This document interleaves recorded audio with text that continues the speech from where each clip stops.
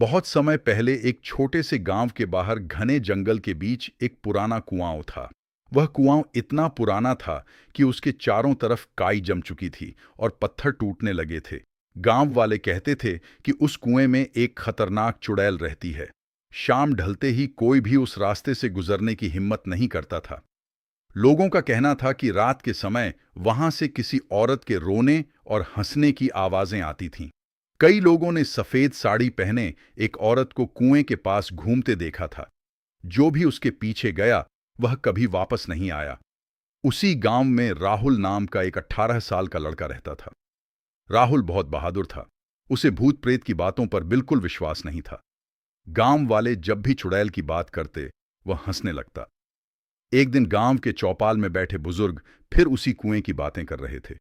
तभी राहुल बोला, ये सब लोगों को डराने की कहानियां हैं। अगर सच में वहां चुड़ैल है तो मैं आज रात जाकर देखूंगा। ये सुनकर सब डर गए। राहुल की मां ने उसे बहुत समझाया, बेटा, उस कुएं के पास मत जाना। तुम्हारे दादा भी कहते थे कि वहां कोई बुरी आत्मा रहती है। लेकिन राहुल नहीं माना। रात होने का इंतजार करने लगा। आधी रात को राहुल एक टॉर्च, पानी की बोतल और अपनी दादी की दी हुई भगवान की माला लेकर घर से निकल पड़ा। आसमान में काले बादल थे और तेज हवा चल रही थी। जंगल की तरफ जाते समय पेड़ों की टहनियां अजीब आवाजें कर रही थीं। जैसे जैसे राहुल कुएं के पास पहुंच रहा था, उसे बेचैनी महसूस होने लगी। अचानक उसे किसी के रोने की आवाज सुनाई दी। आवाज बहुत दर्द भरी थी। राहुल रुक गया, लेकिन फिर हिम्मत करके आगे बढ़ा। जब वह कुएं के पास पहुंचा तो उसकी टॉर्च अपने आप बंद हो गई।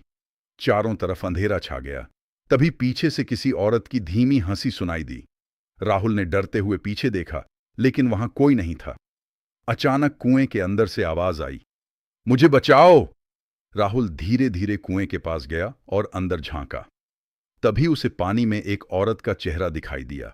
उसके लंबे काले बाल थे, आंखें पूरी लाल थीं और चेहरा बहुत डरावना था। कुछ ही सेकंड में वह औरत धीरे धीरे कुएं से ऊपर आने लगी। उसकी सफेद साड़ी हवा में उड़ रही थी। उसके हाथ बहुत लंबे थे और नाखून खून से भरे हुए थे। राहुल के शरीर में डर से कंपी शुरू हो गई। चुड़ैल जोर से हंसी और बोली, बहुत सालों बाद कोई खुद चलकर मेरे पास आया है। राहुल भागने लगा, लेकिन अचानक उसका पैर पत्थर से टकराया और वह गिर पड़ा। चुड़ैल तेजी से उसकी तरफ बढ़ने लगी।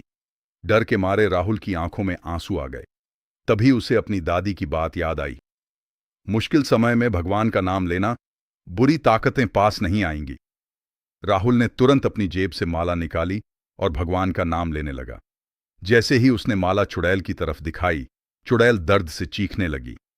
उसकी आंखों से आग जैसी रोशनी निकलने लगी। तेज हवा चलने लगी और आसपास के पेड़ हिलने लगे। चुड़ैल गुस्से में चिल्लाई, नहीं, ये नहीं हो सकता। कुछ ही पलों में उसका शरीर धुएं में बदलने लगा और वह गायब हो गई। तभी कुएं के अंदर से एक तेज रोशनी निकली और सब कुछ शांत हो गया।